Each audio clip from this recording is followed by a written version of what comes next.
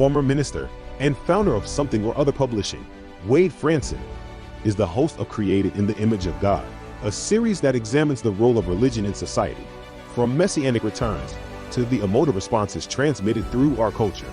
Wade fearlessly addresses reality claims from all directions, objectively exploring their compatibility with Holy Scripture. Joining him is Daniel Sanderson, CEO of Planksiv, an international philosophy and cultural media outlet, helping emerging thought leaders with personal branding by co-creating organic content. Tonight's episode: How I Escaped Evangelicalism. Welcome, everybody.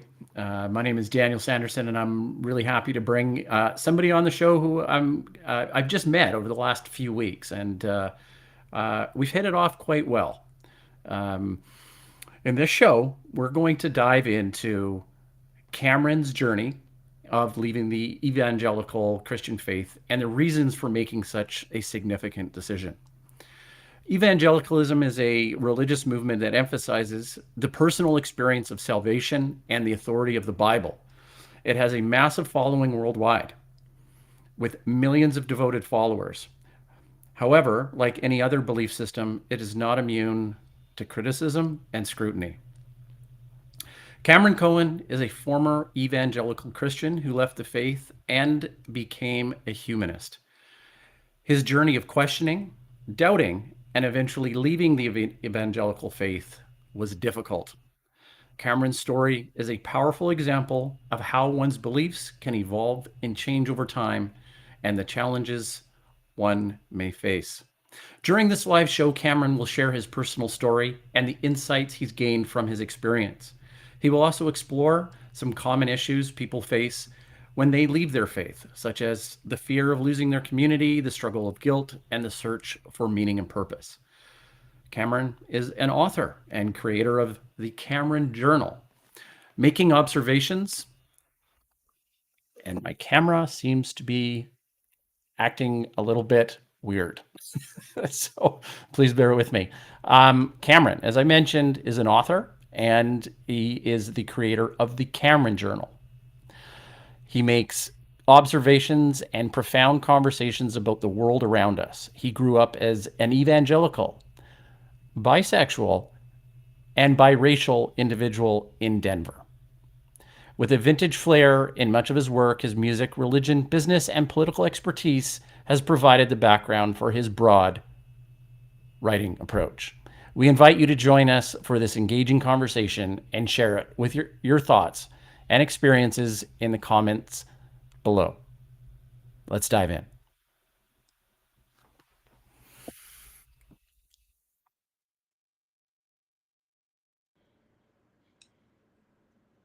Hi. Cameron, my friend, how are you doing? Hello. Yes. It looks like you're still having some technical difficulties there. Yes, I am. I'm having to hold my camera, which was a little unexpected, but we're going to roll with it. All right. All right. Well, how would you like to begin? Well, I want to know how are you doing today? What's how's Cameron today? Yes, today was a lovely sunny day here in Seattle. We're at the end of the rain, so we're ready for sun, and today is the first of a run of sunny and warm weather into the weekend. So that was good, and it's a Tuesday, so there's always a lot going on, but I've been looking forward and preparing to do this all day, so I'm feeling great. Wow, thank you. That's really I mean, it really shouldn't be that much pressure, right? I mean, it's we're a pretty relaxed group of people here. And no, I was even taught. I was in an Uber earlier with a Muslim gentleman from Afghanistan, and I told him I was doing this, and he was a bit disappointed that we weren't talking about Islam more, and he was really passionate about the similarities between Christianity and Islam, which is very interesting. So it really has been an all-day thing. So truly. Interesting. Yeah, I'd love to learn more about that, about Islam and the culture. But maybe for a different show. No, no, Hey, I Cameron. told him that. I said the problem, is that, we've had this terrible relationship with the Middle East all these years, and so people are kind of a bit averse to it. No, we very frankly had that conversation. So, yeah, it's certainly something I continue to explore when I have, time to read and all this type of thing. So, yeah, Mhm. Okay. it's Well, yeah. look, I want you in a sentence or two to tell me a little bit, and I'm going to give you 3 points to touch on. I'm going to throw them all out so you can sort of scaffold in your answer, because this is the point in the show where the audience just gets to know you a little bit. So, no, first of all, I'd like you to talk a little bit about your background. Okay. Then I'd like you to go into your upbringing.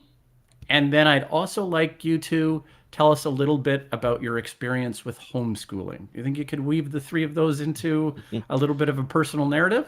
Yes, yes. Well, my name is Cameron Lee Cowan. As you said in the beginning, I write at the Cameron Journal. I've written all sorts of places on a lot of things as the years have gone by. I started writing when I was 17 in 2005, and I have 3 books out. We'll get to more of that as the show goes on. Um, and so that is kind of as far as professional goes. That's kind of how that goes. I was born in Denver, Colorado. I'm one of the very few native Coloradoans that you will find. Hmm. We're a scarce bunch. Um, and then I also grew up in Northwest Arkansas with my grandma outside of Fayetteville. Um, so go Razorbacks in the fall when college football comes back. And then in 2014, I moved up here to Seattle, which has been a wonderful and amazing experience, especially as someone who never thought I would leave Denver. Like, and then people were kind of encouraging me to get out, so that was fun. As far as other kind of things to get into homeschooling and all this type of thing, um, I my parents started homeschooling and going to independent Baptist churches and a Southern Baptist church at one point. When I was about 8 years old. So I did the first 4 grades. Well, I guess I was 10. The first 4 or so grades in a private Montessori school. Um, and then I when I was 7 years old in 1995, I was diagnosed with very severe asthma, and I was out of school for probably 3 months. Well, when you miss a lot of school in like second grade, you end up falling light years behind all your peers. And so for me, getting back into school was really tough because I was just so behind and I was still really sick, and it was just not a good thing. And so given that I was just kind of really far behind, my parents opted to homeschool. I think for us, church started out as kind of a social thing, a kind of way to, meet other people, keep me involved with other kids, all this type of thing. Also, in the homeschooling world, it doesn't take very long before you run into evangelical fundamentalist homeschooling. Now, this is especially true back in the 90s. It's less so now. There's a lot of people who are secular and homeschool, but back then, secular homeschoolers were like finding a unicorn. Most in our world in Colorado, in the Denver metro area, if you were a homeschooler, you usually were some flavor of religion. Some people would do it because they were Mormon. We were Baptist and evangelical and fundamentalist.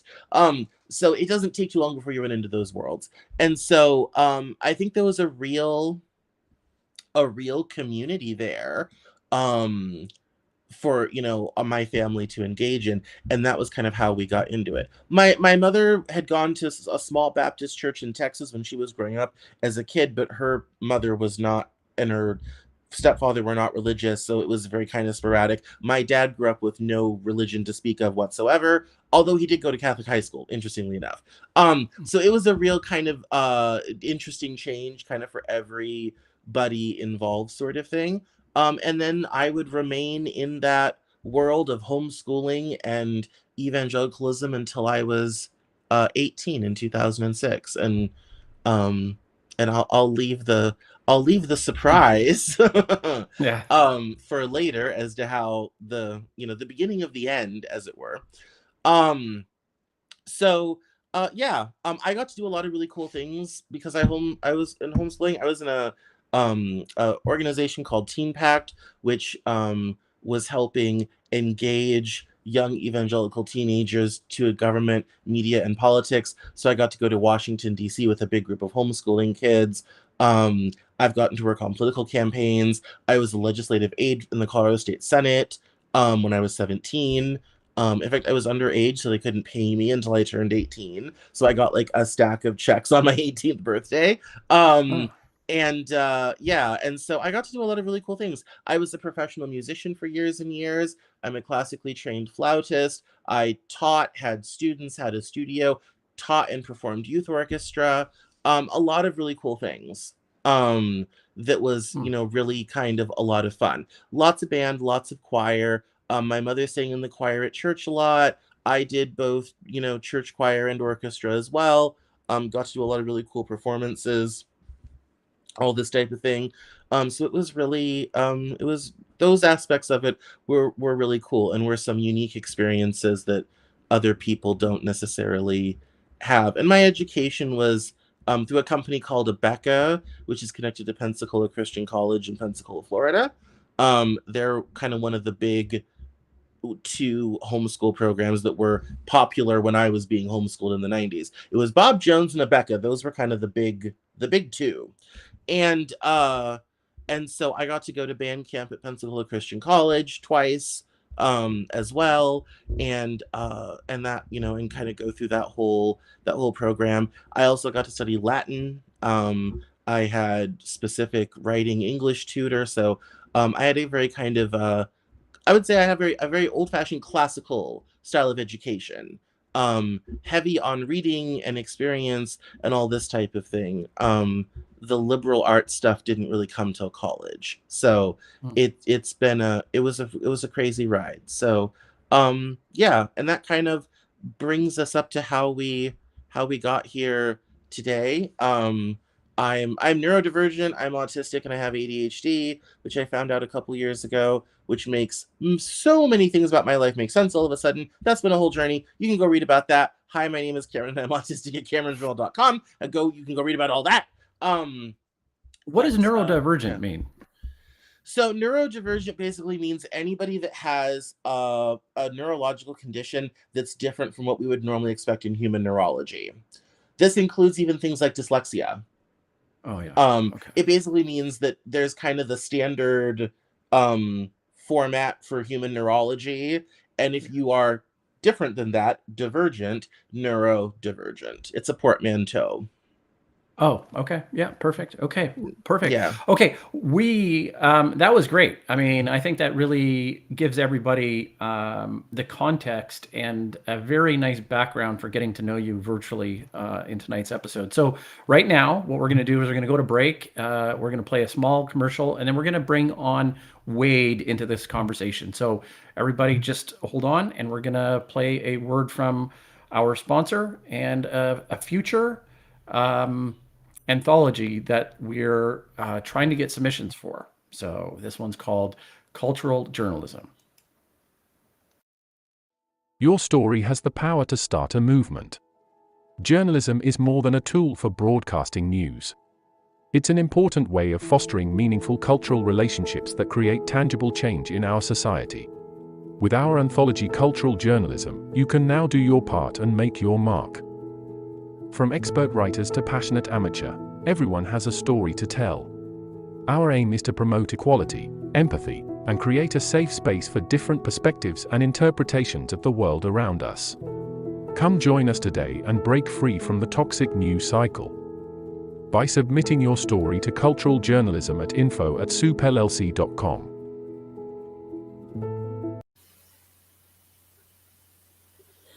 Wow, Cameron, it was so awesome sitting in the studio behind the curtain, listening to you explain your background. So many things I want to ask about. First of all, thank you for being on the show tonight. And I'm looking forward to diving into the topics you raised and beyond. First question I have for you is, you mentioned Montessori school. Could you reiterate when you went to Montessori exactly? What grades? Yes, so that would be first through like half of fourth. Okay. So roughly 1994 to about 1998. So I wouldn't associate Montessori with evangelical. You mentioned then, I almost got the impression that maybe the evangelical fundamentalism came a little bit later, that your parents discovered it. You mentioned your dad It, wasn't religious. yes, it When did that did. happen in that time frame? Yeah, that happened. It all kind of, our transition to homeschooling and our starting to go to church happened around the same time. Um, we were not going to church when I was in school at the Montessori school. Not that anyone should associate Montessori with the evangelical movement. Montessori is a wonderful education program created by the first Italian female doctor. It's lovely, it's brilliant, it's an amazing way to learn. If you can afford it, please send your kids there. They will be made better for having done it. Yeah, it for me, it did start later than a lot of other people. I have dear friends who also grew up the same way. For them it was from birth, like literally, like their parents were already it was from birth. For me, I was a latecomer relatively speaking. Well, Because I so was only 9 when we started doing all that. yeah, so I felt an immediate empathy, connection with you in reading a little bit about your story, and I'm beginning to see why. But I want to share a little anecdote. So for me, it was very similar. I came into the whole religion fundamentalism at about that same age. Um, Coming out of third grade, that's when the kidnapping happened. I went to fourth grade in Sweden, and by the time I was in fifth grade, my dad was in this fundamentalist group, and the reason he lost custody is because the beliefs of the group told him that women should be subservient to men. So when he got in front of the Supreme Court judge in Sweden, he basically told her she had no business being a judge, which didn't exactly sit well with her granting him custody of a child in Sweden, of all things. But he thought, Not an egalitarian Sweden, I should say not. but he thought God would have his back on that one, right? He thought he was standing up for the truth and God would grant him victory. And that didn't prove to be true. But my point in bringing this connection up was the timing, and it's interesting. But I want to make a comment about Montessori, and thank you for praising it. Fast forward, my whole school experience was so awful, so completely and utterly awful, that I was terrified about what I was going to do to my children by whatever school I sent them to. And so when our daughter was 3 and was in Imagination Station, which was like a daycare, and that wasn't going well, we toured a Montessori facility, and they have parents can come in and watch, and we watched a live classroom, and these 30 kids were all engaged in learning. They were all deep in learning. They were all engaged around the classroom, up and around, taking charge of their own education in third grade. And I literally broke down crying because I had taught fourth and fifth grade as part of my journey, and realized the system is so utterly broken, right? The educational system. And here Maria Montessori, by her method of following the child, studying how does a child learn, what captivates the mind of a child, how can you inspire them to learn? And she nailed it, and it works. And the teachers were floating peacefully like swans across the classroom, helping this one, helping that one on their exploratory journey. I literally broke down crying. It was like a religious experience. The dove descending, here it was. This is what education should have been like, and that's what I wanted for my daughter. She went through 8th grade. When she went into high school, we had to move. My son only got to go through 5th grade in the Montessori, but yeah, full unqualified endorsement for the Montessori method of education. Yeah, what's kind of entertaining is a lot of most of Scandinavia has adopted a similar system for their education system, even the Baltics.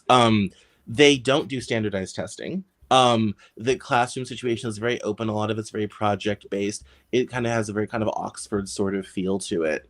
And they, when you talk to people who come from that system and you look at our system, which is stuck in the 19th century German system, they just shake their heads because they've tried that and it didn't work. And they went to a different thing that worked much better. So if you want to hear about that, you can read my essay on education in my book, What the Hell is Going On? But Thank you. Where I write all about that and the problems with the education system. But yes. So, quick question then, going back to some of those early comments. Early illness, did that make you introspective? What impact do you perceive that those early illnesses and how it changed your trajectory? You probably, at some level of psychology, associated that with the move from a Montessori educational experience, which I assume was very pleasant for you as a young child, to something else that perhaps was increasingly less pleasant. How did the illness then play into the development of who Cameron is? It's something where, and I've said this, to people, I have been dealing with poorly functioning lungs for so long. I probably can't clearly articulate all the ways in which it affects my life because some of these things are just habits that I just do. I don't keep a lot of dust in the house. I like things to be, cleaner and tidy. I'm very sensitive to changes in weather. That's my primary trigger, is changes in the weather. And so this week has been tough because we've been transitioning from wet and clouds to warm and sunny. So it's been fun, but I think it's kind of part and parcel because it affects like the jobs that I've done. Like I could never go do construction or day labor. My lungs wouldn't support it, so I had to find other things along the way. Those kind of whole things that were kind of shut down, doors that were sort of closed because I just knew my health couldn't do it. And the reality is, if I don't take care of that aspect of my health, I could literally be dead in a half hour. That almost happened in 2010. I had 2 hospitalizations back to back. That was fun. But I mean, so it's something that is just everywhere. It's where I travel. It's where I live. I moved here because my lungs were struggling at Denver's 5,280 feet. And also it's so dry and my lungs like oxygen and moisture. So I literally moved house 1,500 miles to the West Coast to be at a lower altitude with more oxygen and more moisture. So I think it affects everything, every big decision. I have to be in the mind of, can I breathe there? Really. Of tons of moisture in Seattle. I was living in Bellingham, just north of Seattle, when the kidnapping took place way back in my background. So how long have you been in the Seattle area? 9 years this year. Oh, wow. Yep. So well, and I came up here in 2014 and it's been a fun ride since. I'll have to talk about that a little bit more, perhaps offline. Don't know. I'd be interested perhaps more than the audience. I want to then get into one more question about your background, the influence of music. How do you feel being that involved in music, being a professional musician, studying it?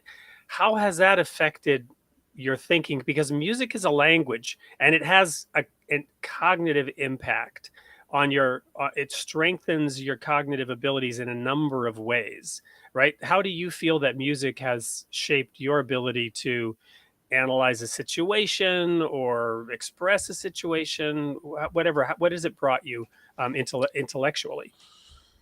I don't necessarily really think it brought me very much intellectually that way. I know people that, are brilliant at math because they were good at music and did piano, whatever have you. I can read music and teach music theory, and that's all fine and well. For me, I'm a terrible sight reader. I need to live it and experience it and rehearse it over and over again until my body gets what I'm doing and then do it. So I will not sit there and be playing, addition and subtraction with the notes and a measure. I need to play it. I need to hear it. I need to feel it. I need to be kind of like, okay, when they do that, I do this. And this is why I was never a good session musician, because a session musician, you're supposed to walk in, here it is, so you're less of a jazz musician than more of a, So what about Yeah. emotionally? How has music helped you deal with emotional issues, if at all? Well, that is everywhere. I'm the type of person that always has some music going. I'm that neurodivergent. There's some people who are neurodivergent must have silence, and there are some that are neurodivergent must have music. I must have music. Right. And I have a lot of things that I associate with big moments or stuff that I knew I was listening to and stuff happened. I can go through my playlists on Apple Music in my phone and be kind of like, oh yeah, this playlist was when this terrible thing was happening, Yeah. or when this incident was happening, or oh, that's the breakup. That's my playlist. I had when I broke up with my ex girlfriend. Like that's all sorts of fun stuff in there. Like Yeah. so Got yeah, it. it's something where music is kind of the soundtrack of my life, and different songs, different things remind me of different times and places, and it's yeah. Well, So great. So, I mean, those were questions that just a personal interest as you as a human being, understanding what makes you tick, and helping share a little bit of that with the audience, different ways of looking at things. Now, let's get into more, beliefs, circumstances, situations related to the title of this show, which maybe that's why some people are here and they want us to get into it, and I'm looking forward to it too. First question about your experiences in evangelicalism. Would you say you were ever a true believer? Did you adopt the belief system as your own? Were you fully and actively participating in it, or were you more of a kind of, I went along with it, didn't really fully believe it, or I was a skeptic the whole time? Or did you go through phases of each while you were in that world? no, I tried to I really tried to go along with it. I guess you could say I was a true believer. I also grew up in an environment where those who questioned didn't last long. Um, and I've heard this in from other people in the ex-evangelical community, um, including one who's a very dear friend for 10 years. Her and I grew up very similarly. Our parents are practically the same people. It's a little weird. Um, and it's something where, yeah, you might as a little kid be a bit skeptical or asking questions or whatever have you, but you very, very quickly figure out that's not okay. And so honestly, for me, in my autistic brain, it's like, well, I have to do X, Y, and Z and follow these rules and do this, that, and the third. And so it was kind of very structured. And so in that way, I was kind of able to follow along. Now, that didn't make people like me any better because I looked like this going and growing up in an all white world. So that was my first problem. My second problem was always had a weight problem, and my third problem was my mother brought me to her present marriage from a previous relationship. So the parents I grew up with are white and I'm not. So that was fun. In fact, sometimes still in restaurants, people will ask my parents for a table for two, and they'll have to say, no, he's with us. That's a thing. And so that, that was there was a lot of kind of barriers within that. I also, because I always wanted to be popular. I always wanted people to like me. I always wanted to be friends with everybody. I didn't really care who you were. Um, I tried very actively to do things that would kind of get people to like me so I could fit in better. The thing, evangelicalism, like a lot of other religions, has a very stratified social hierarchy schedule. Um, and so, in the world I grew up in, pastors and their kids and missionaries and their kids were kind of at the top. Then there was kind of deacons and important church people, particularly if they had a lot of money, were kind of the next circle down. And then you had, the volunteer corps, those that ran programs, taught Sunday school, did meals, blah, blah, blah. They were kind of the next level. And then there was kind of everybody else. And how high up you were, depending on if you were in one of those things or closely associated with people who were. And Very, very, very well analyzed and succinctly stated. Thank You're you. welcome. Because it's very true. Yes, and so And I yeah. don't even feel like you're excessively being critical. You're just saying, hey, this is how it works. Every This group is of what it humans is. has some sort of, we do social hierarchy as humans. And Exactly. so every Exactly. group has it, every organization has it. This is just how this particular organization worked. And Yeah. so for me and our family, because we did the music thing, and my mom is a great singer and was in the choir, and I was doing music stuff later as well, that kind of got us into that thing, which got us a little bit higher up um the social So stratification. it was kind of working for you and your family for a while, kind of. I would say it worked better for my parents than it did for me necessarily. Mm-hmm. I struggled a lot with relating to my peers, all Yeah. this type of thing. Part of that was the isolation from homeschooling. Part of that is I'm autistic and ergo super weird. You know, I want to sit around and do this, talk and share ideas and Be a geek in some way, right, yes. and And in the late 90s, early 2000s, that wasn't cool. It's right, more so now, but it was very right, uncool back then. right, And right. so I had a hard time. I didn't have friends till college. Let's be clear. I Yeah. really didn't have friends until college. Another kind of aspect of that is one of the things autistic people do, and I did this as a child, is we mimic and imitate a lot because we don't necessarily have our own thing, our own personality. We kind of adopt the pieces of other people. And for my mother, she had very strict ideas of behavior and all this type of thing. She didn't really want me acting like other kids. So not only was I saying different things, I was dressing different, I was looking different, I was sounding different. Everything about me was different. And Yeah. kids will destroy you for that. They Right. really will. And so that made it a little bit more difficult. Um there were definitely, my parents definitely did run into some social problems of their own, but I feel like it worked better for them than it ever really did for me. Who was the driver of this in your family? Was it mom or dad that was more zealous? Were they both equally zealous? I would say I think it was my mom that was kind of very much leading the way on all of this sort of thing. Not to say my dad was just along for the boat ride. Hmm. But she definitely was the one that was kind of really, it was her idea to begin with, I think. Yeah. So yeah, so that, there were some definite, some, but I mean we got to go to a lot of interesting churches, both very large and very small. Met a lot of interesting people along the way you probably would have never met under any other circumstances. Yeah. And got to see and experience a lot of really interesting things. So So as you probably know, you mentioned you'd watched a couple of the shows to familiarize yourself with it, and the audience would know, but I'll say it here. One of the core tenets of this show is religion should inspire, never coerce. The role of religion in society, as a subtitle, it should inspire, not coerce. That's one aspect of what I want to bring up next. Um, the other one is you know now I just distracted myself and lost my train of thought. Haven't had enough caffeine today.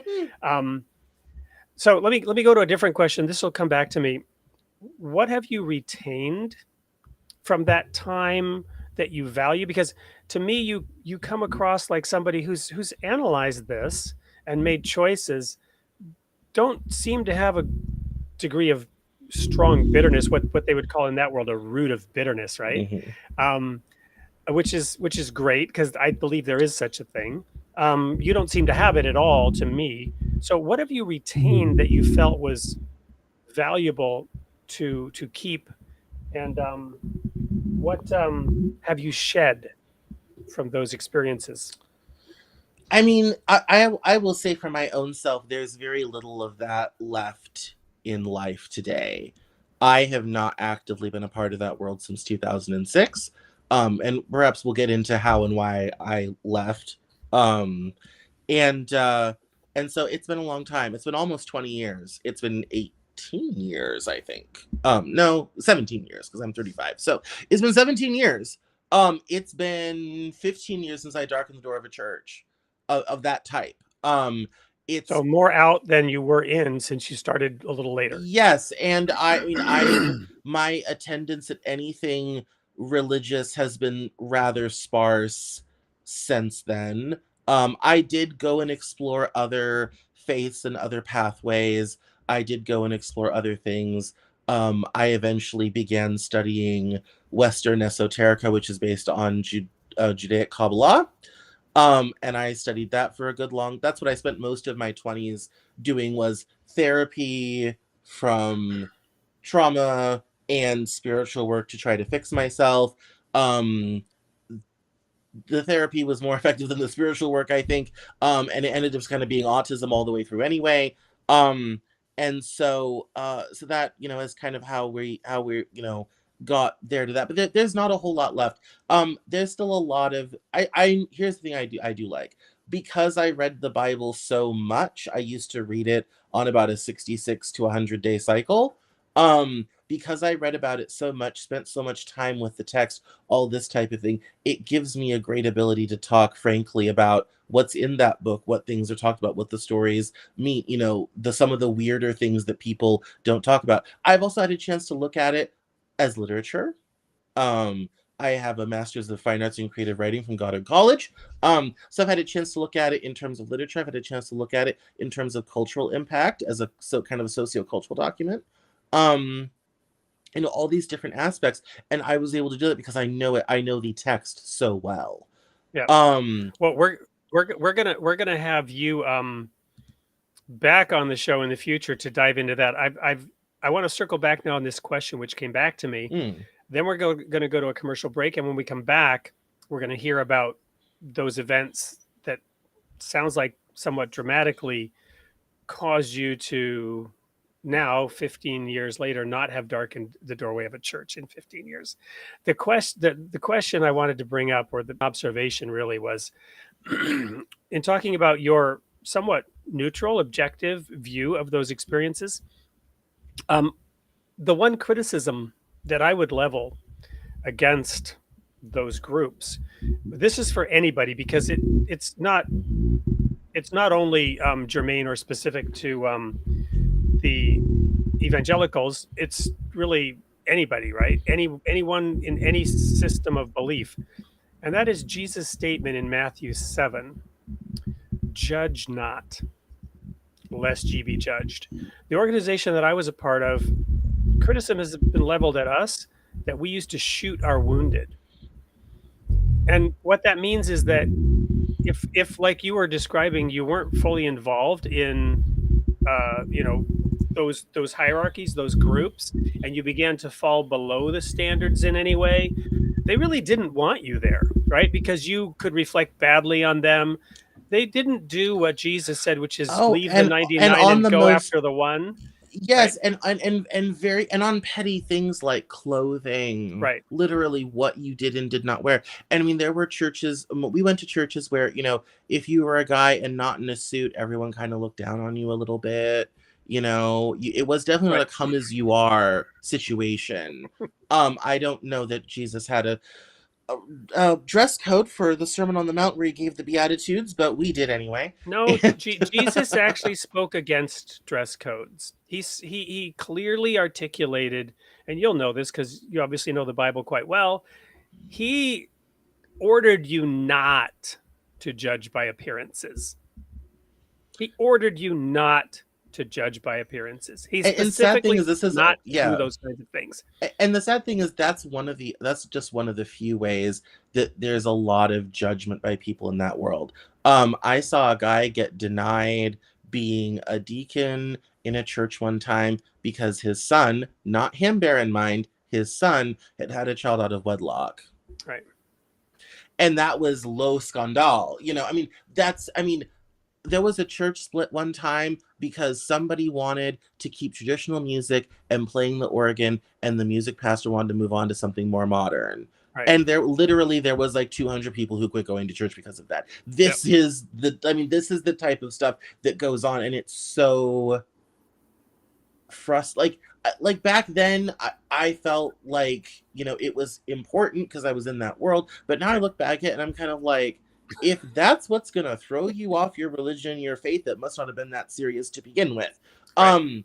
So yeah, there's all sorts of little things like that, and yeah, there is all sorts of standards, and basically how much people like you, respect you, are willing to associate with you is directly based on how well you can perform the Right. things, the rules. It's like when I was growing up, we didn't watch a lot of TV. That was a big one. It was like, oh, well, they're more liberal, they have a TV at home, or no, they're Right. good people, they don't have a TV. I mean, all this sort of little nitpicky cultural stuff.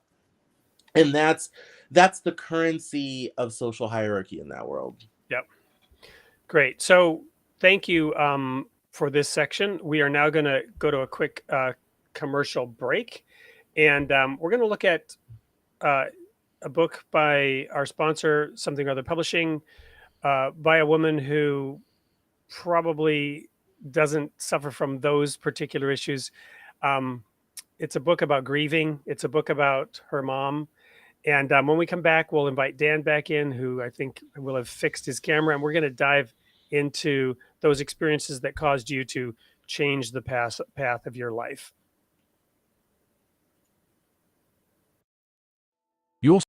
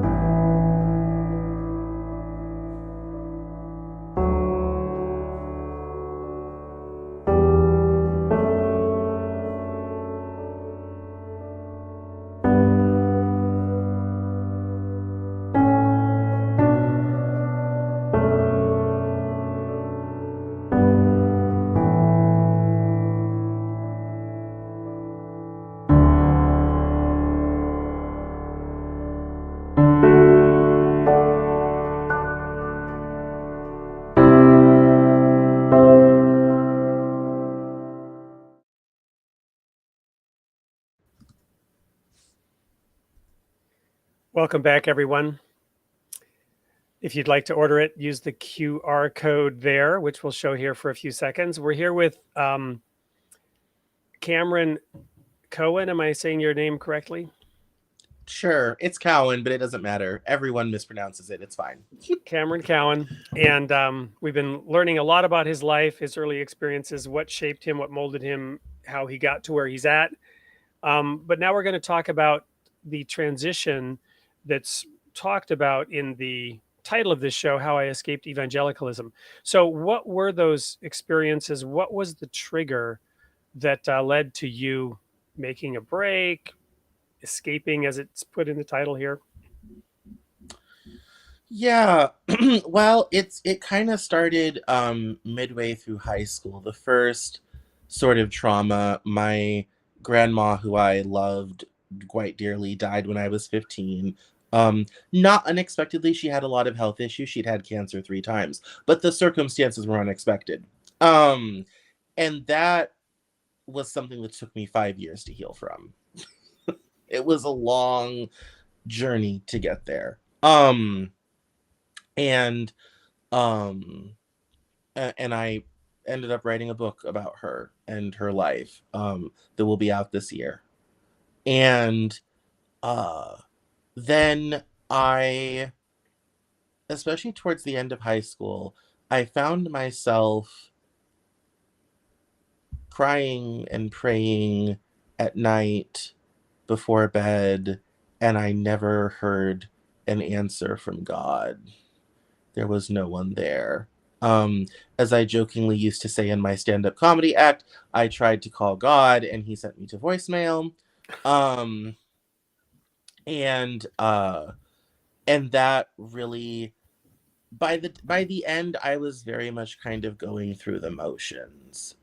But it was also a world I wasn't necessarily going to be allowed to escape. Um, and so I graduated high school in 2006. I did a 2.5 hour concert recital for my graduation because I was homeschooled, so that was kind of it. I'd been playing band and singing in the choir at a Christian school in West Denver, so I got to go to that graduation, which was really cool. Because I'd become friends with some of those guys and all this type of thing. So, although honestly, most of my friends had left the year before, so I was kind of like, I was more excited last year than this year, but whatever. And so that was, and then I was sent to a very conservative Christian college in Pensacola, Florida, called Pensacola Christian College, connected to our homeschooling curriculum, and that was the beginning of the end, because I had been struggling with my sexuality since puberty, and I already kind of knew that my interest in men wasn't going away. Pray though I might, I'm living proof pray the gay away does not work.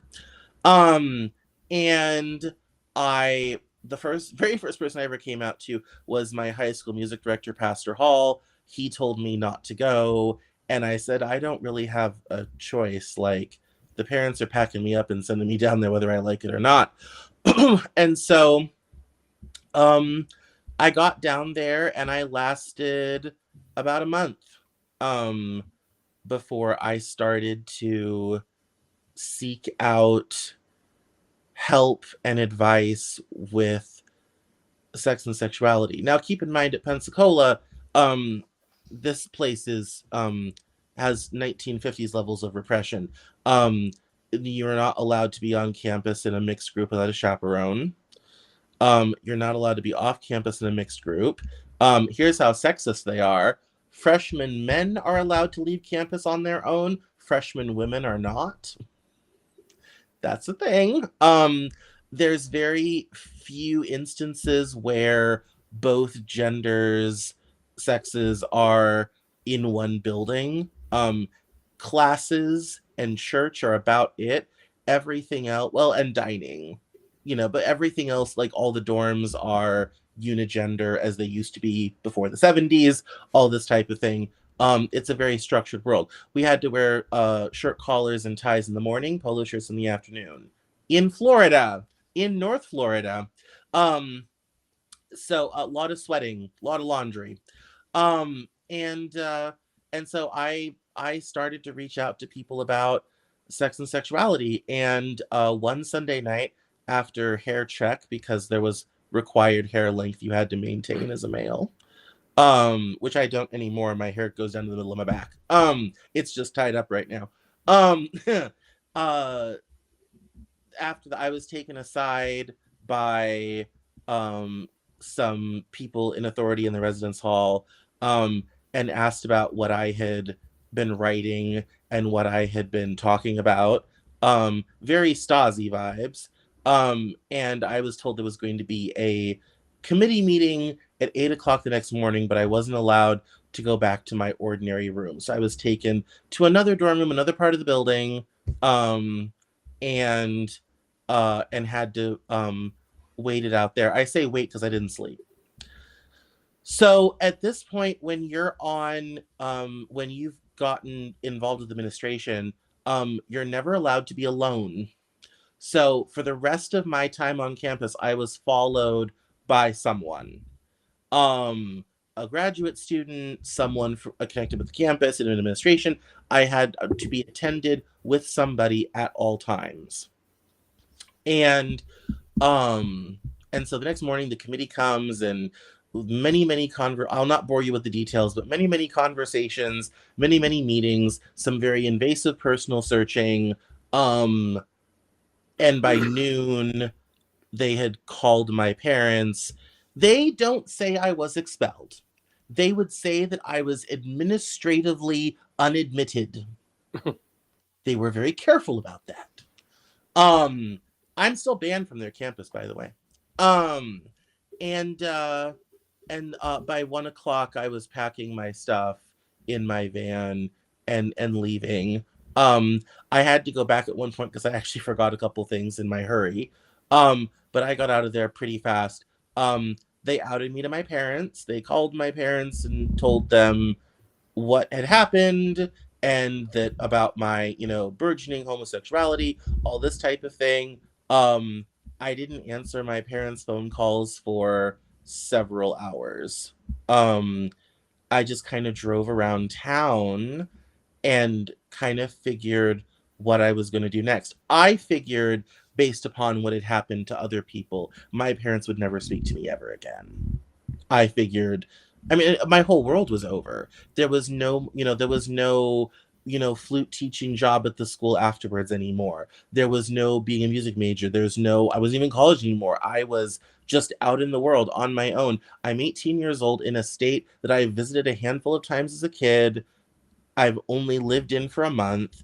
It's just me, my stuff, and my van. And I'm kind of like, well, I probably need to figure out some type of small job and see if I can find some small place to live, and we'll start from there. That was my first thought, driving off campus in September of 2006. And I eventually picked up the phone from my parents. They were a lot nicer than I thought they were going to be. I'll give them credit for that. And they convinced me to come back to Colorado. I remember telling my dad, if you give me the title to my van, you never have to speak to me ever again. I presumed I was never I was done with both of them, because that was what the pattern had been that I'd grown up with. Gay out. That's how that world works. There's no quarter given for this type of thing. And they didn't do that, and so they got me my first hotel room in Birmingham, Alabama, and so I started driving north. I got pulled over that night by Alabama State Patrol, and I told the officer, I said, I have 2 exits to get to my hotel, then I'll be off your highway, sir. And he followed me there, and that was fine. And that started, a long journey home. I saw a friend along the way in Missouri. It took me about 10 days to get home, but eventually I did get there, and then had to kind of restart my life and figure out what I was going to do from there. And that really was the end of that for me. I didn't go back to church or anything like that. I think my last church service as an actual member of any church was in Pensacola, at their church at the Crown Center on campus at PCC. And that was it. I eventually went to the University of Colorado in Greeley. I started there in January. I worked at Target in the meantime. In fact, I worked on Sundays, actually, because everybody else on my team had kids. So I took one of the weekend days, and that was kind of the beginning of me getting out into the normal world. Now, obviously, living with my parents, there was still, no TV, not a lot of music. My whole drive back, we were not allowed to have anything with headphones at Pensacola. So I had my iPod in the glove box of my van, and on it were only 2 non-Christian albums. One is The Emancipation of Mimi by Mariah Carey, and Future Sex Love Sounds by Justin Timberlake. And so the whole way back, I just switched back and forth between the radio and those 2 albums. So if I ever get a chance to meet Mariah Carey, I'd love her to tell her this story, because I think she'd find it interesting to be kind of like, yeah, it was you and me driving across America, newly expelled, freshly gay, figuring out that I'm not a bad person just because kissing other dudes seems like fun, and all this type of thing. And that was, it was you were emancipating, I was emancipating. We were all escaping. And so I'm reminded of 2 things to share a couple of anecdotes. I've talked for too long. Please say something. No, it's great. It's great. I really appreciate you sharing the story. I'm reflecting back on my time in a Christian college, and we had resident assistants, right? Resident assistants, which are like the person who's responsible for the dorm you're in.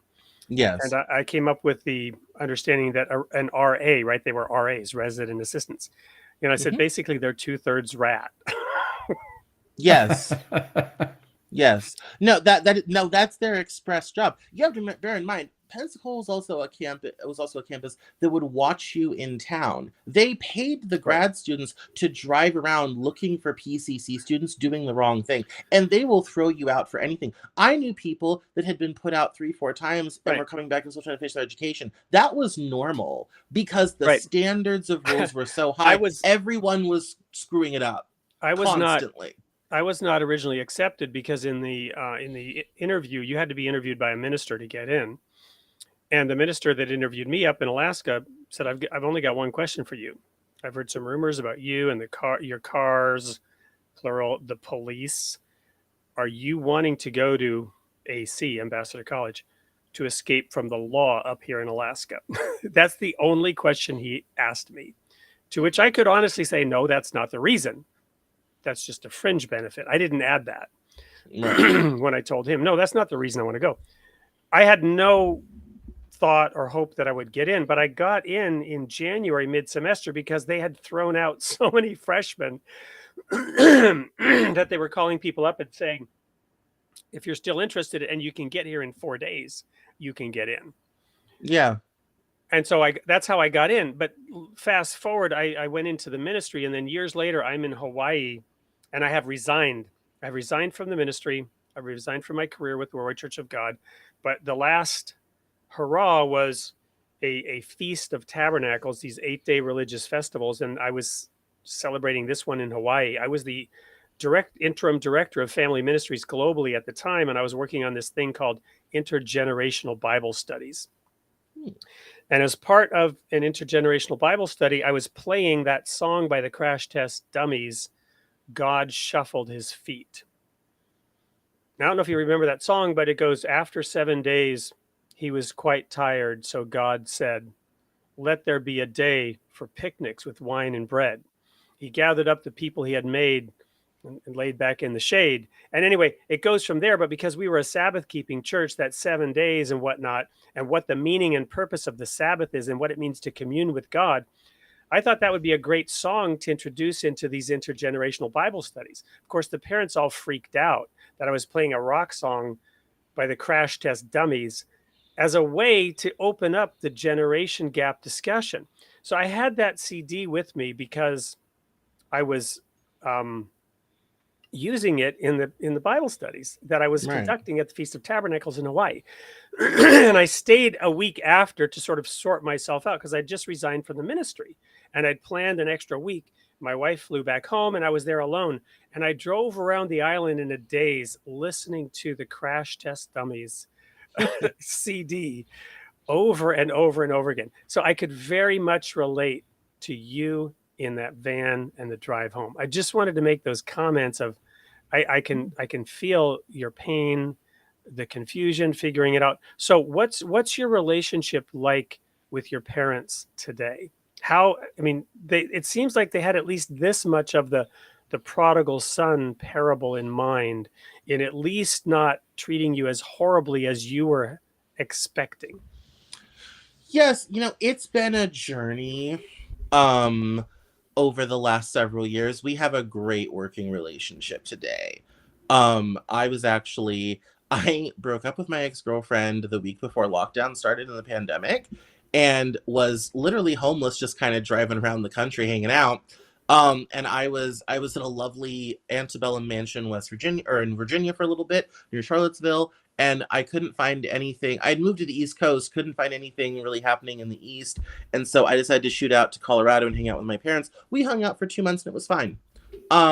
If you told me in 2006 that would ever be the case, I would have laughed in your face. But it ended up being fine. It's taken a long time.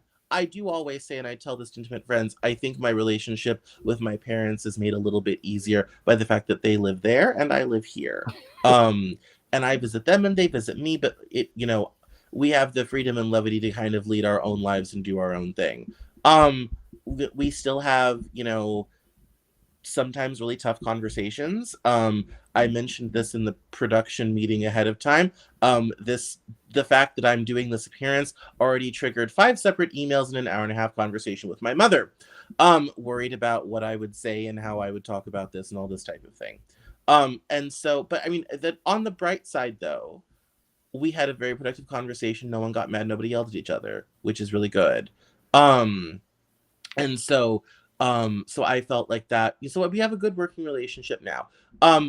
It is helped by the fact that when it comes to a lot of certain subjects, my mom doesn't need to know. There's certain things of my life that it's better if I just kind of keep those to myself. So, but it's all right. It's good. Well, I do hope that she will listen into, if not now, to the recording, to further that opening. I struggle with, my mom died when I was 16, but I struggle with the relationship aspect with my dad, because even though I'm still very much involved in religion, it's not the particular brand that he accepts, right? So Right. when we come back, I know Dan's been listening intently. He's got some questions. We're going to go to a quick commercial break. Once again, one of our major sponsors is Something or Other Publishing. This one tells you a little bit about what it is and how you can get involved in the work that they do and what they can offer you. So when we come back, we'll hear more with Cameron, and Dan will get to drive some probing questions. Thanks, everyone. We'll be right back. And welcome to Something or Other Publishing, or as our friends like to call us, Soup. Soup is a platform that connects authors, readers, and service providers in one convenient place. Choose Soup if you're an author with a great book idea and you're looking for a publisher offering hands-on coaching in some of the best royalties in the business. Or if you're a reader who enjoys engaging with celebrated and emerging authors. We already have over 3,000 of them, and more are joining every day. You can even win free books by voting on their book ideas. Or maybe you're a service provider and you're looking to engage with over 3,000 authors. We're here to help. So whether you're an author, a reader, or a service provider, you're in the right place at Soup. Contact us at help@soupllc.com to learn more.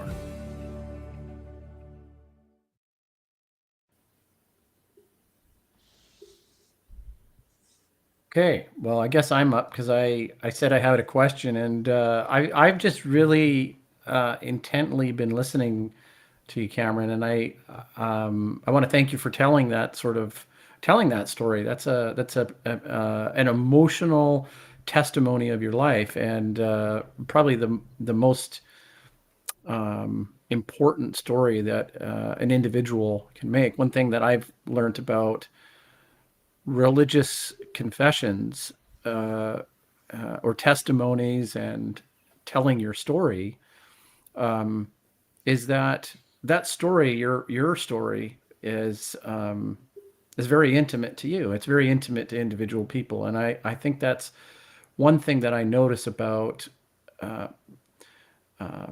religious thought or what happens in religion is that is encouraged. Now, we would say prior to coercion, or I just noticed that as a thread that seems to permeate discussions of religious conversations. My question for you was really a hypothetical, and if you walked into a church with your parents, probably one that you're familiar with, how do you anticipate that you would experience it? Would you? I don't want to put words in your mouth, but how would you anticipate that you would navigate that experience? That has happened. Not recently. But my parents did change churches at one point, and I did go to one service with them.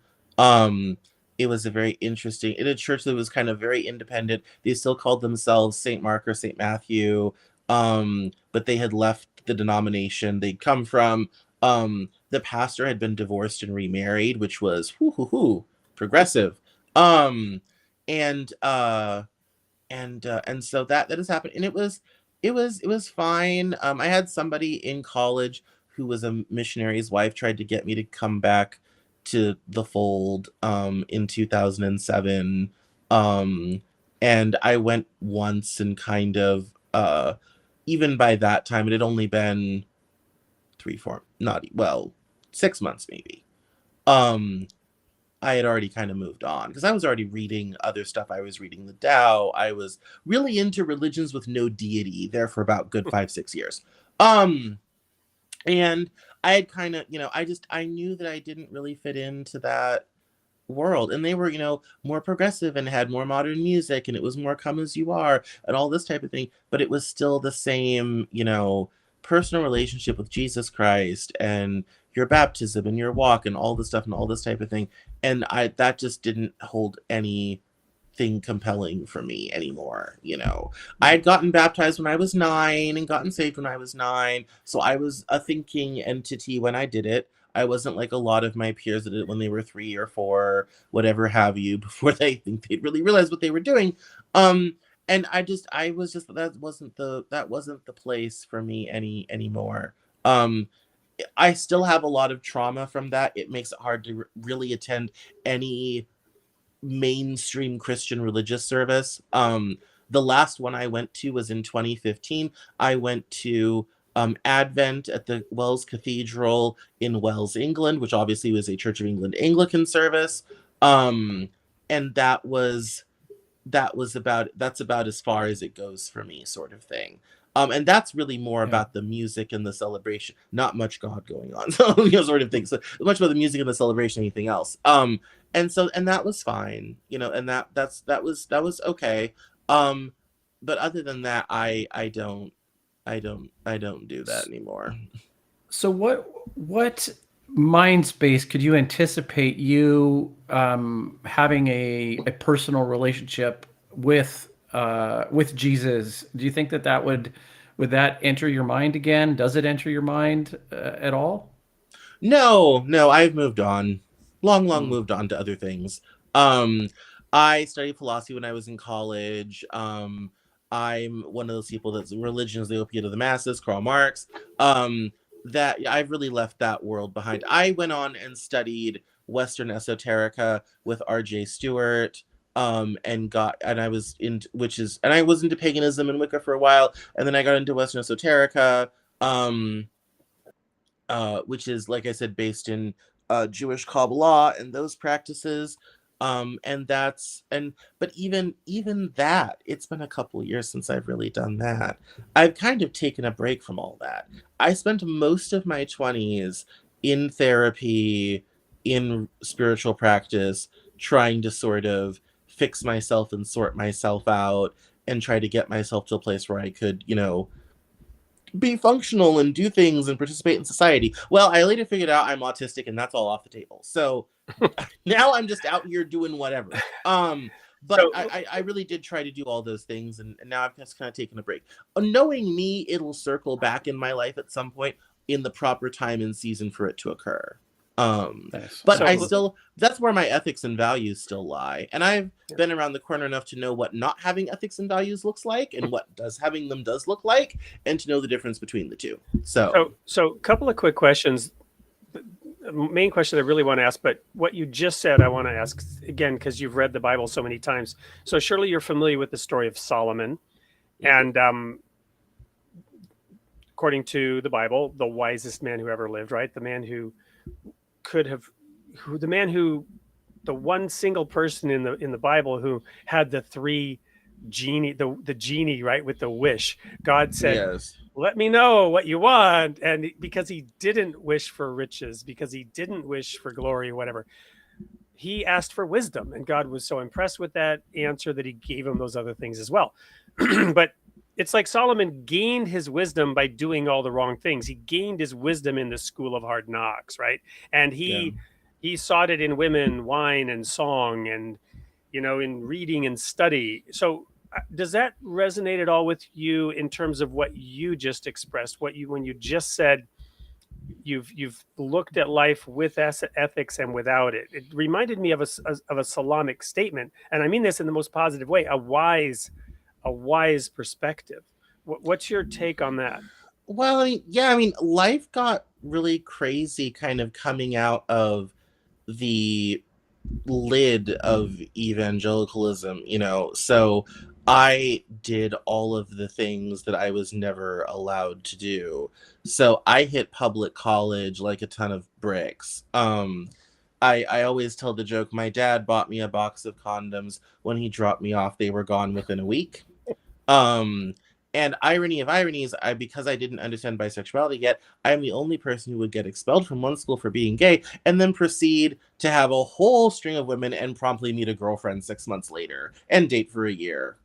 That's I'm the only one that I think that's possible to happen for. But then like, you name a drug, I've done it. You name an alcohol, I've had it. Not only did I go to public college, I also worked in nightlife. In Denver, and did events and hosted fashion shows and did the first iteration of Denver Fashion Week, which is now a huge fashion event connected with 303 magazine. In 2012, I mean, I used to what I have called my eat me, drink me phase, where I would eat or drink anything. I have taken weird pharmaceuticals. I have done all of the things, psychedelics, you name it, I've done it.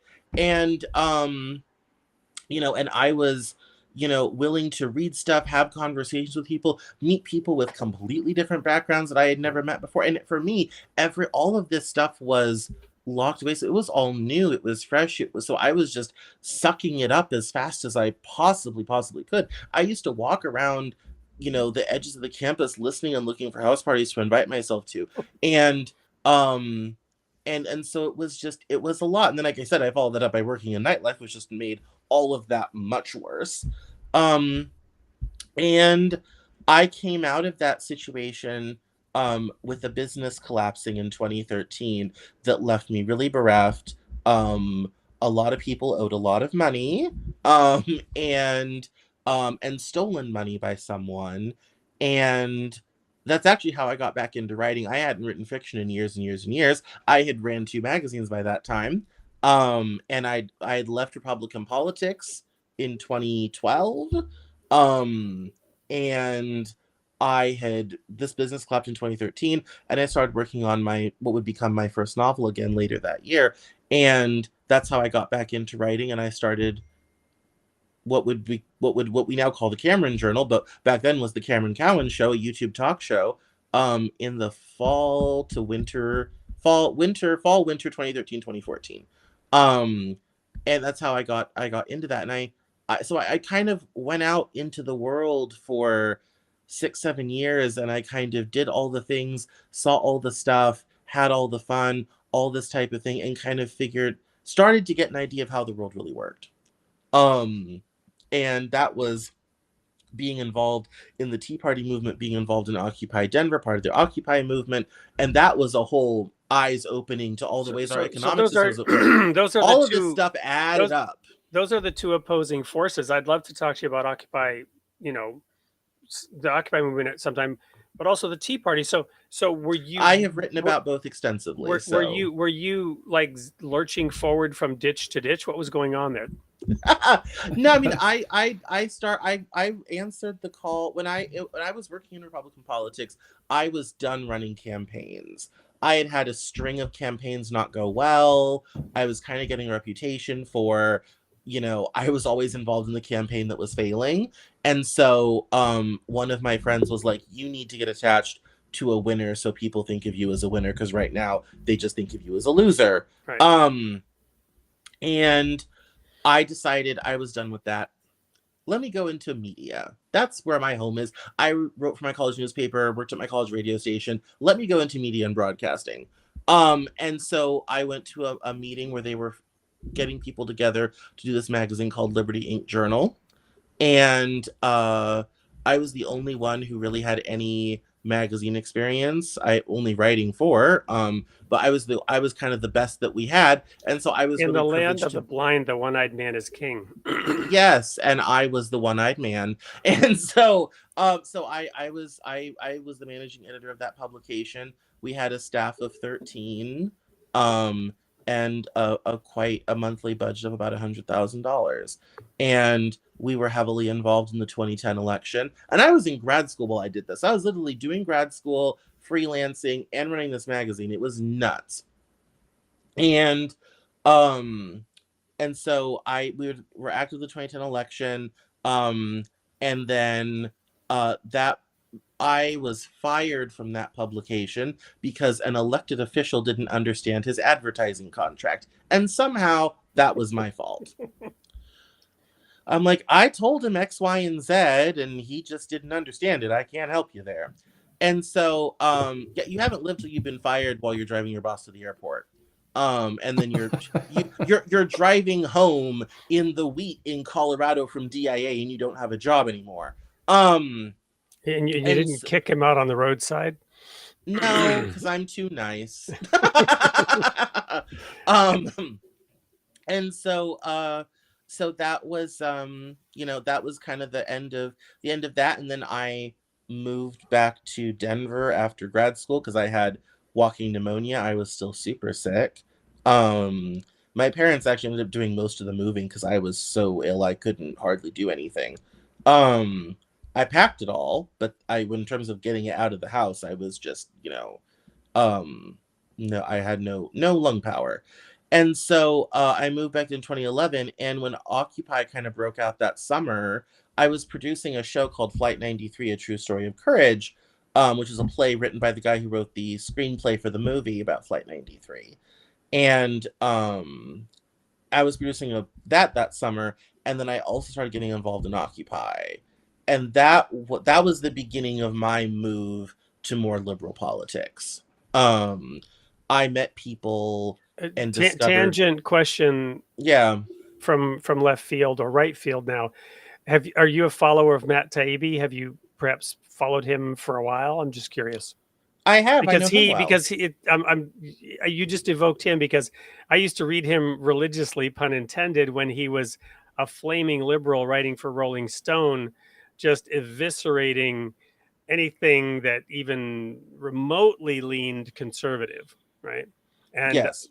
And of course, now we see he's been pushed way to the other side, and I don't think he was either liberal or conservative in a true sense of the word. Yeah, I mean, I had, in college, I had kind of stayed true to my views on things. I did vote for Barack Obama in 2008. Not happily, but I thought he was better than John McCain, and I certainly didn't like Sarah Palin.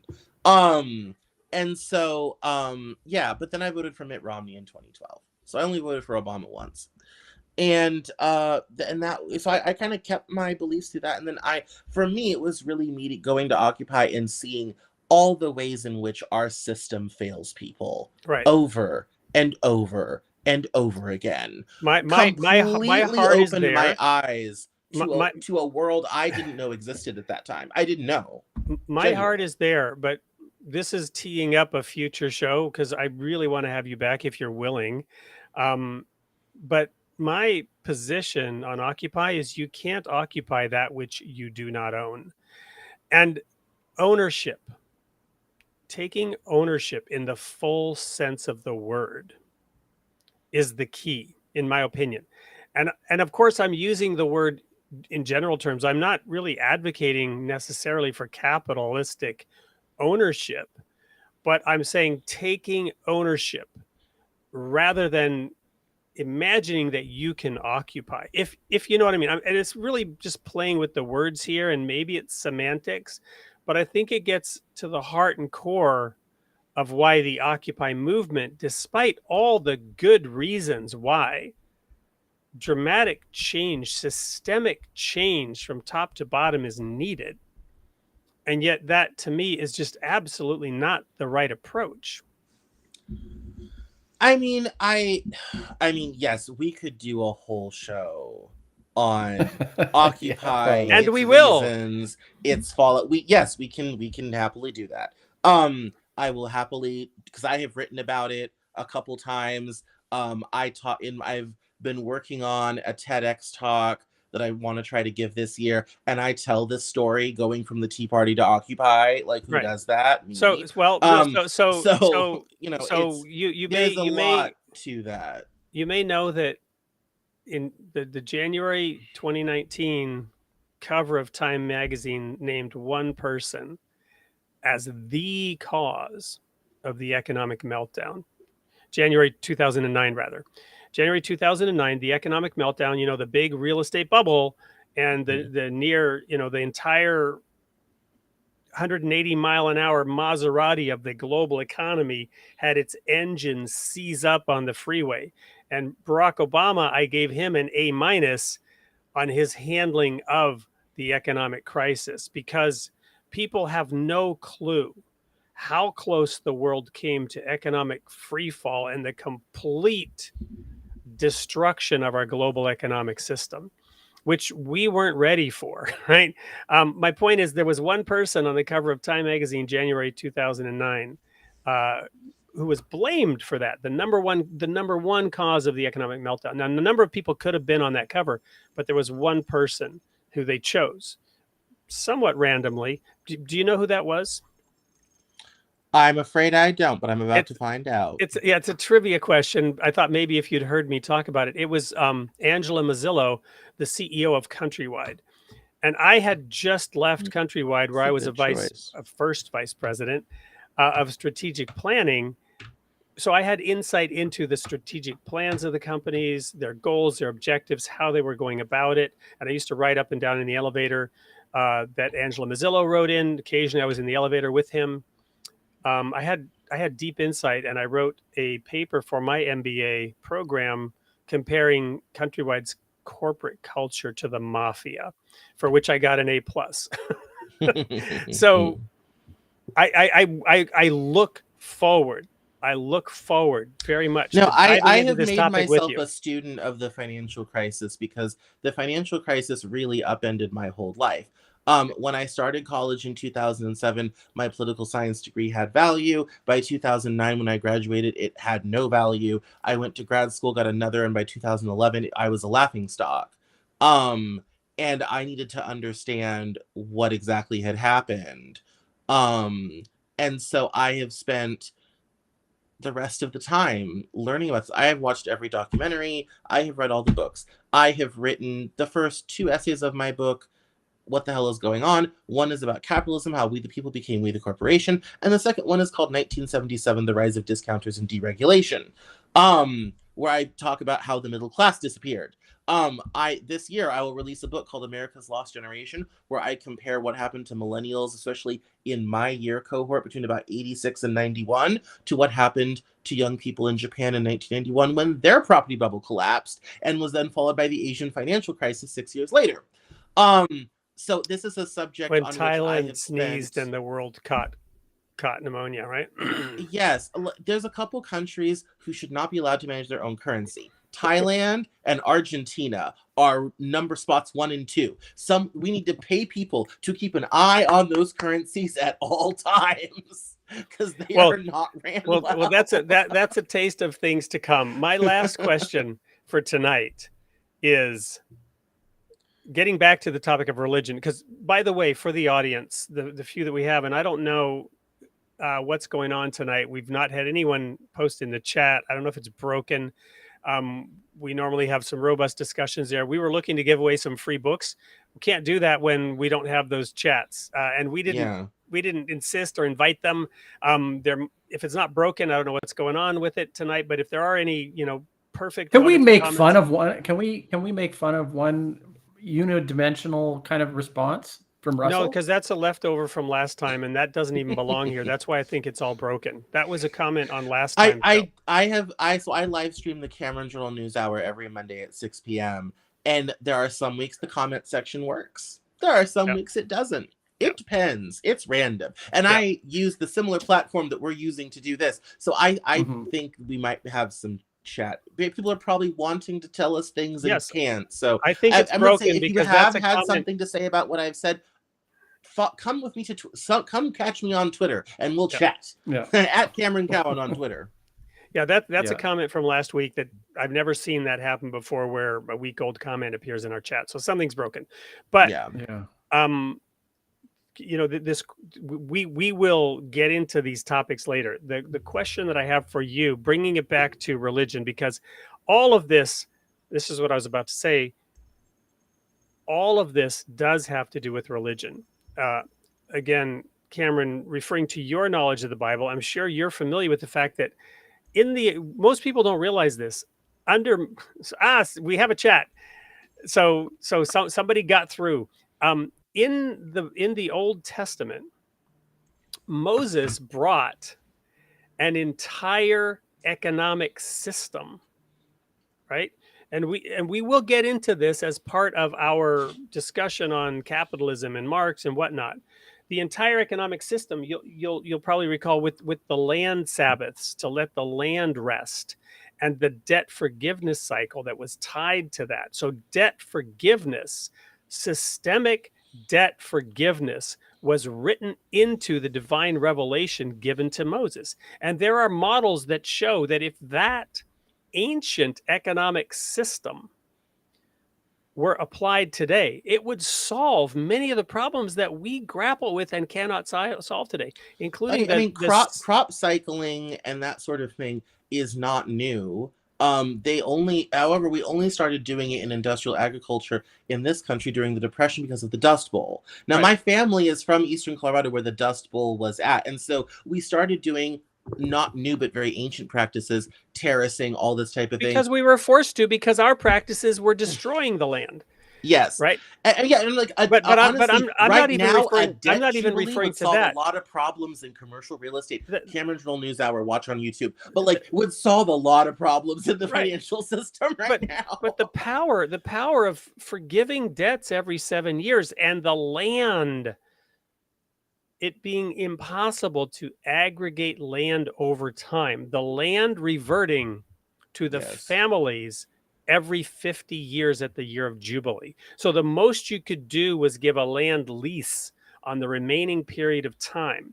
And if your grandfather really, really messed things up, his son would still bear a burden, but his grandson would have hope, because the land would return to the family and they'd have a chance to start over. Again, it sounds so revolutionary, but there was thousands of years ago.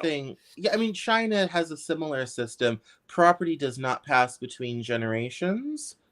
You can sell it, but you cannot transfer property ownership, because China, being a 6,000-year-old civilization, knows, and this is true in Europe, once all the land is bought up by a few powerful families, it doesn't really change hands. To this day, the people that invaded Britain in 1066 still own all but 11% of the United Kingdom. It's only been 1,000 years, but they still own the dirt because it's gotten passed on. They've never had to sell, all this type of thing. And so so all but 11% is still owned by the same 30, 40 families from the Normans in 1066. And go look at Orange County. The Irvine Company realized that was the way to go, right? Orange County out in California. So yes. And in California, your property taxes are frozen from date of purchase and never go up until it's sold. So it pays in California to hang on to property for as long as possible. Right. That gets into individual collectivism and system incentives and systemic thinking. That will be its own episode one day. Absolutely. So the final question, having established that all of this discussion does tie into religion and the role of religion in society, in the fact that I brought up that this was the law of Moses in the Pentateuch. Right. Sorry, I got to try to rein this in and make sure that the target audience sees some relevance to what we're saying. I see it, but I feel and fear a lot of it goes over the heads of people. Although I think from the comments, this is incredibly interesting and entertaining, even without my overlay. My question for you, though, how do you structure your relationships today with people who are still in a belief system which you have outgrown? To be honest, beyond my parents, I really don't. One of the things about that world that is so tough is you lose your community. most everybody I knew from that world has either moved on and they kind of are living their own lives and don't want to talk to you because there's baggage there, Yep. or they're still in it and can't talk to you because that would jeopardize their placement in the social hierarchy and their church membership and all this type of thing. Because, you know, you're not supposed to, you know, be associating with people who don't live the Well, lifestyle sort of thing. not to mention Um, Satan is wandering about like a roaring lion, seeking whom he may devour, and talking to Cameron may well expose you, right? Yes, exactly. You know, we're out there fighting the battles of the princes of the power of the air.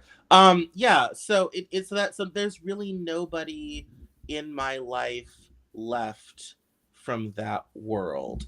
I had a couple friends stay with me for a little bit. Most of them have moved on. I mean, again, this is 17 years gone. And Right. so people have gone off, gotten married, done their thing, whatever have you. So I don't, beyond my parents, I don't really have to deal with that much. Thank God.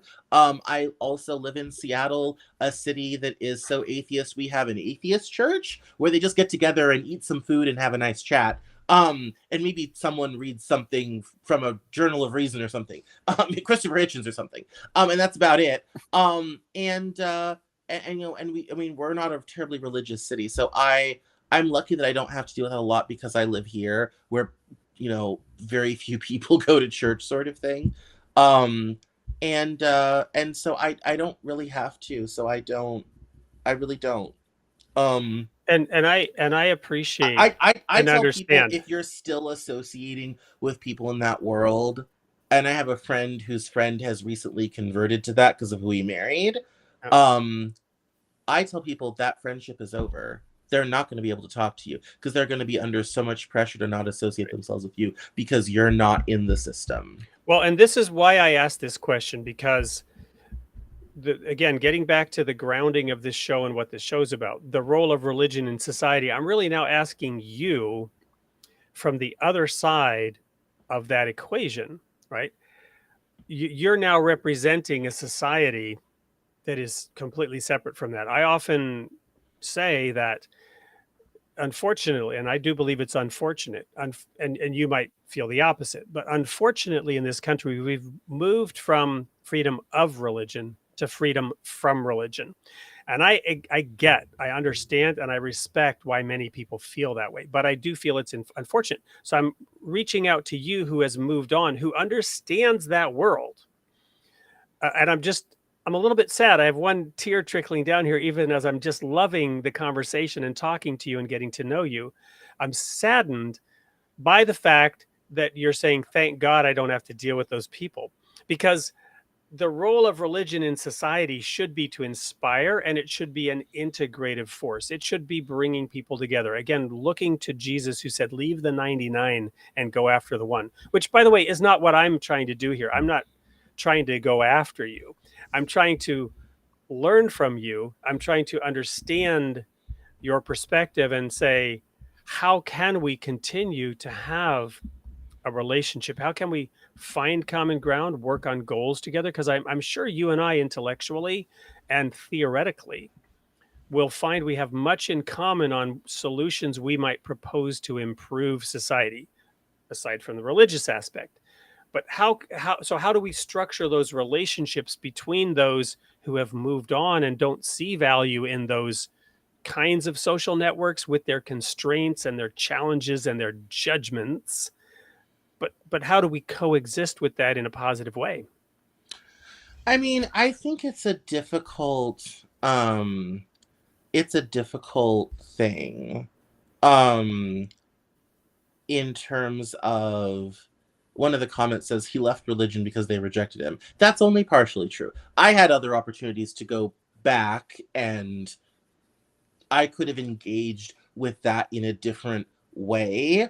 I just no longer felt comfortable in that. So let's, you know, be realistic. You know, Would you say that you left religion, that was certainly a trigger, but why, even if you had interest, why would you keep going back to be constantly rejected, even if yeah, you had and interest? what, and it's also something where, you know, in most churches of the faith I grew up in, homosexuality may be quietly tolerated. It's certainly not allowed. It's certainly not encouraged.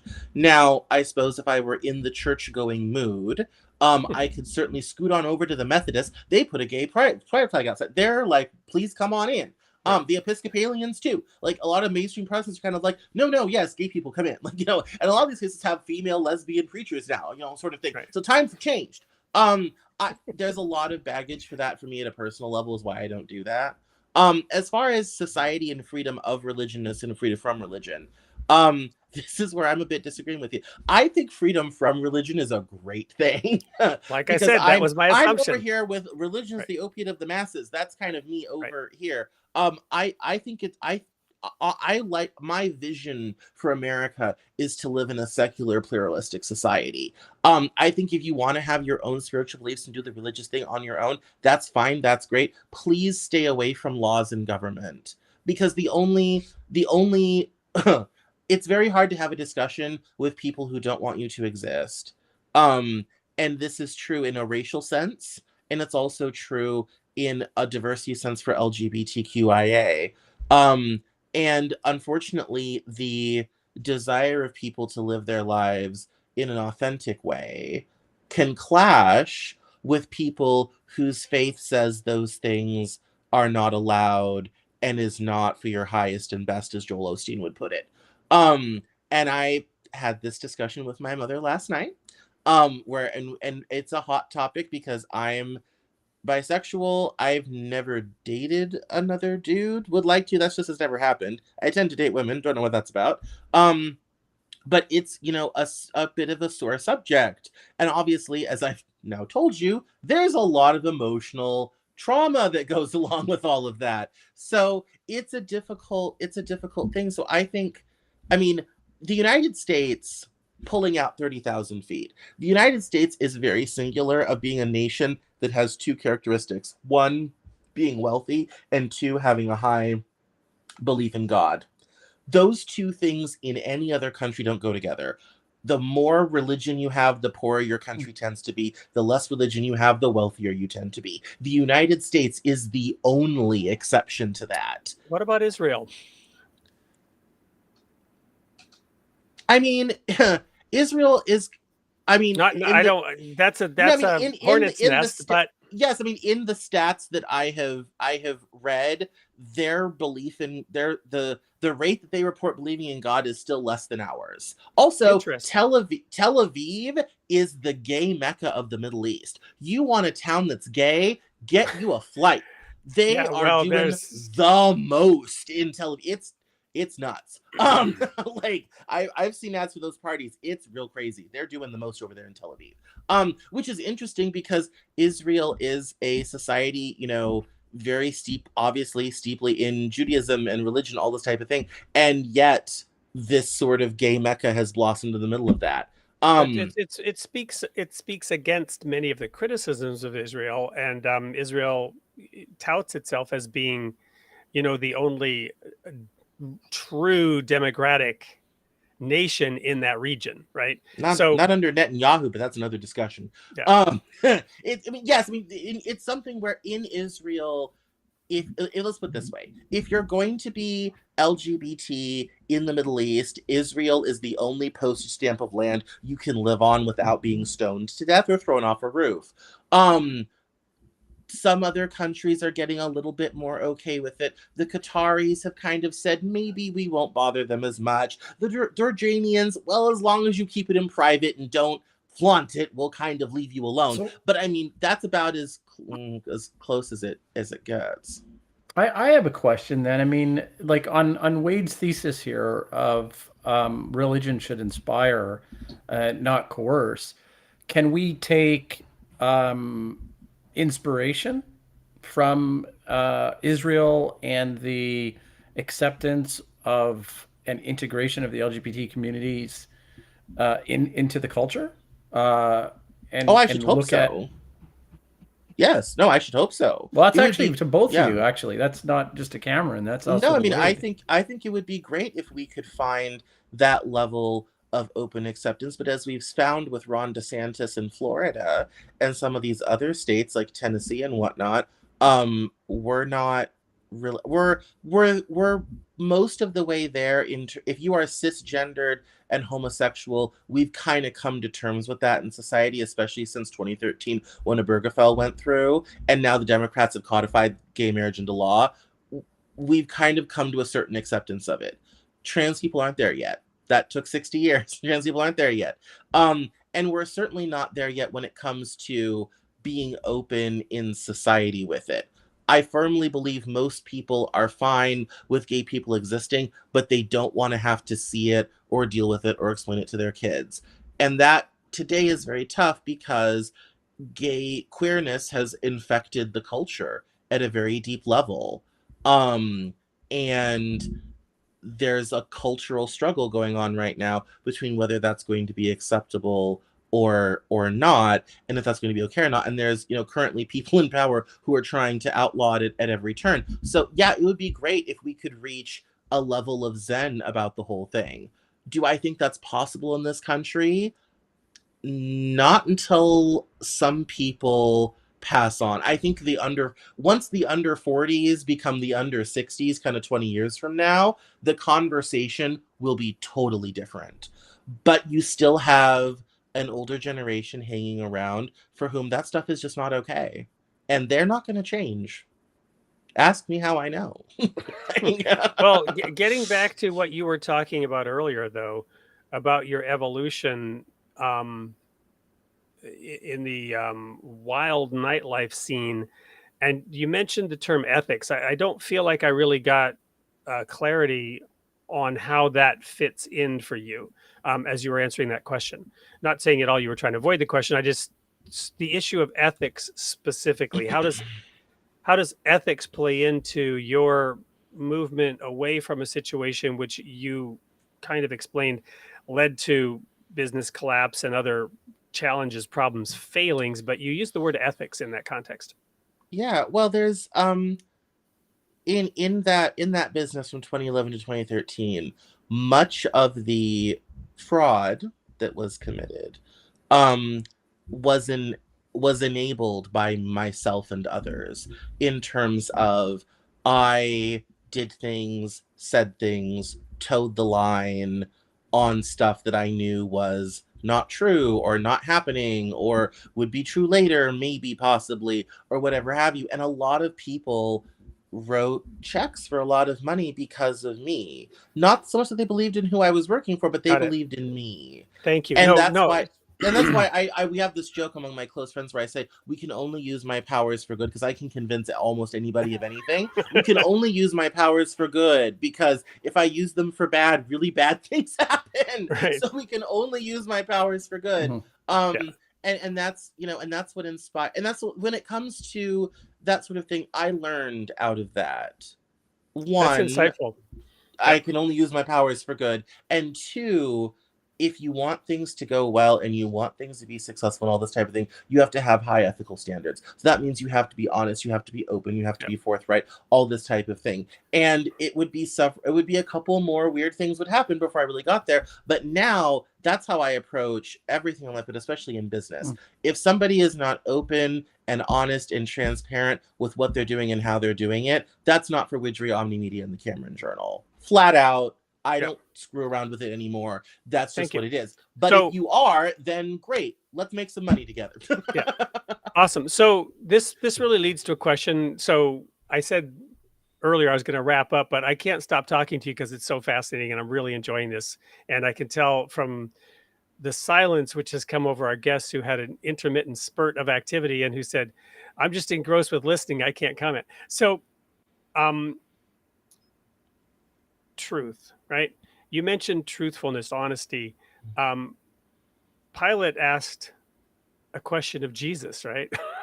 hmm So, Cameron, what is truth? How do you evaluate truth? If that's your ethical standard now of what you seek to rein in those powerful possibilities of things going in a direction that you're ultimately not comfortable with, and that you've recognized, hey, it's not a good thing for me or anybody else for me to go and do these specific things that involve somehow fudging the truth and betraying people's trust, whether not even intentionally, because I get you probably believed half the things you were saying yourself. You just underestimated your own power, right? Or ability Yes. to consistently, and then you recognize some of these Or other the inability behaviors, of others to do their jobs. right? Yes.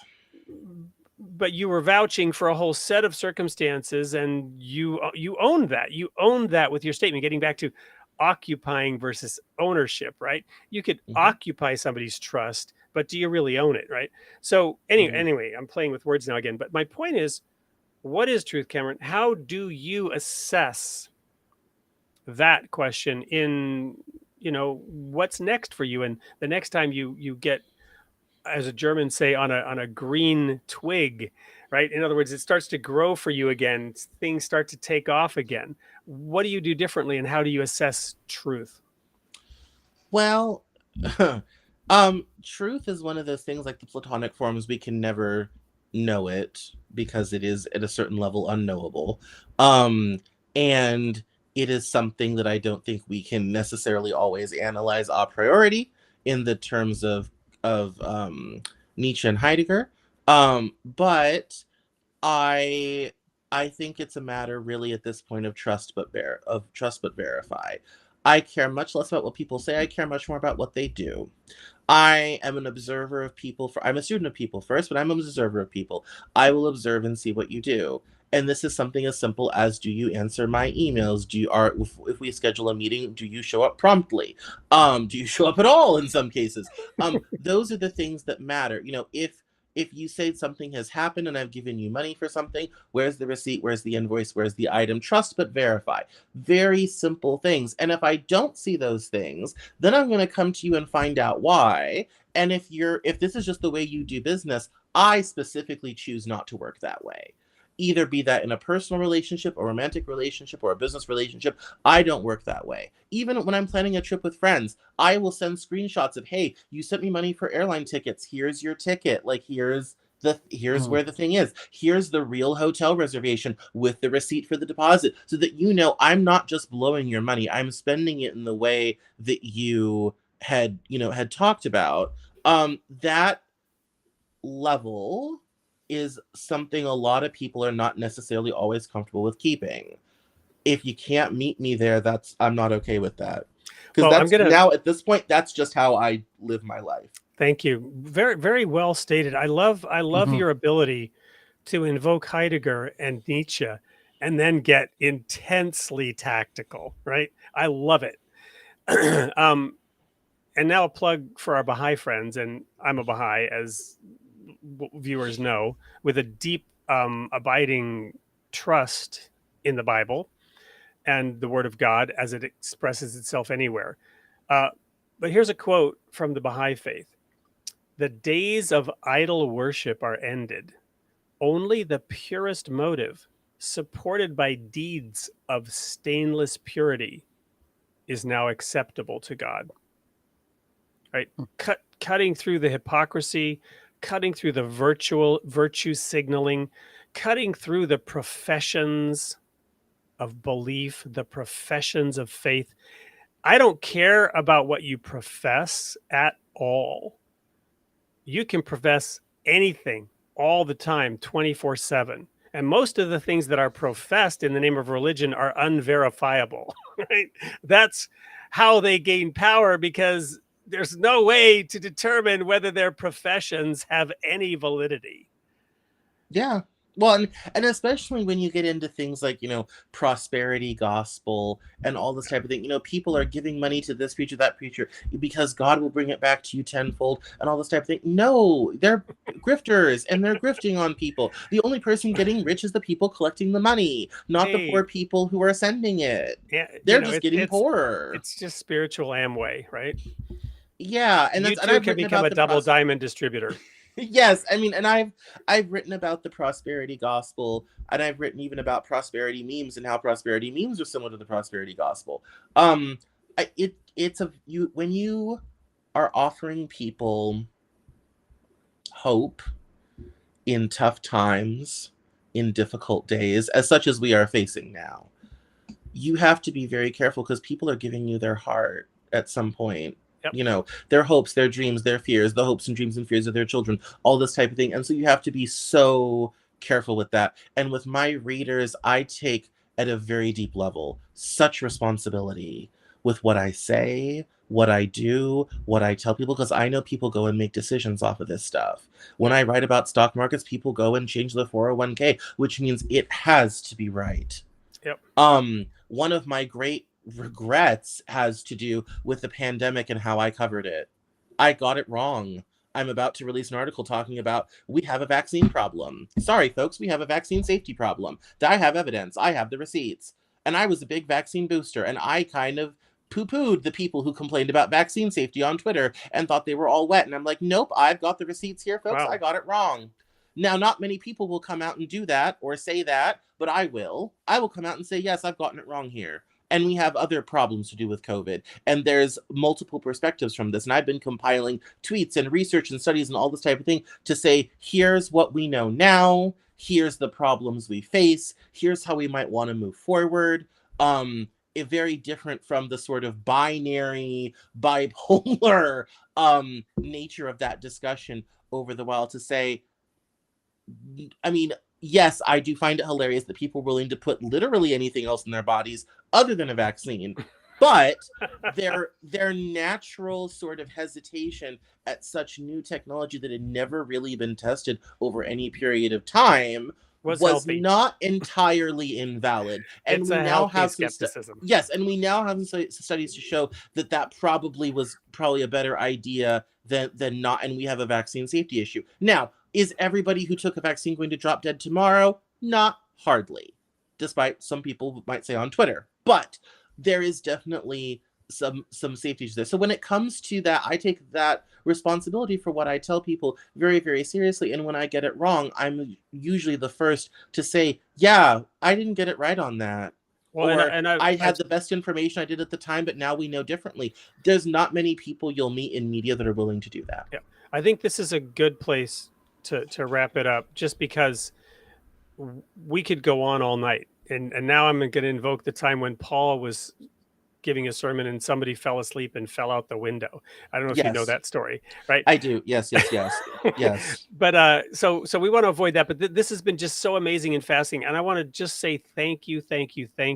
I have certainly seen firsthand the evidence of what you are just now saying about your willingness to openly and objectively explore. And yeah, it's without a doubt, I trust that having met you and talked to you here, that you do have the ability to do what we recently talked about on the show, when Nathan the prophet came to David after his sin of, getting Bathsheba pregnant and sending her husband to war with the intent to murder him. And Nathan pointed his bony finger at David and said, "You are that man, David." And David, a man after God's own heart, according to the biblical story, recognized his sin and repented. And I'm not putting what you're doing in terms of repentance, but I'm going to suggest to you and our audience that maybe somewhere in those experiences with the good and bad of the world of evangelical fundamentalism, it didn't hurt that ability to connect with the divine and use it as a mirror to objectively seek and pursue truth. Because I see you doing that. Wherever you got it from, Cameron, whether that sense has any accuracy, whether it came from the Montessori early training, or whether it's just an innate part of your nature, I just want to celebrate you for coming on the show, for sharing your story, and for giving evidence to all of our listeners of that. What some people have said that about me, a relentless search for truth, that my life has been a relentless search for truth. Many highways and byways, zigzagging, lurching forward from ditch to ditch. But I just want to celebrate and honor that. And thank you for exploring all these topics with us. Definitely want to have you back on the air. Any closing comments, Dan or Cameron? Let's talk about philosophy next time. Cameron, what are you game for that? Yeah. No, well, we have some certainly have some ideas bumping around over email about that. So I think that would be a lot of fun. And yes, and and less personal, less emotional, more philosophy and fun.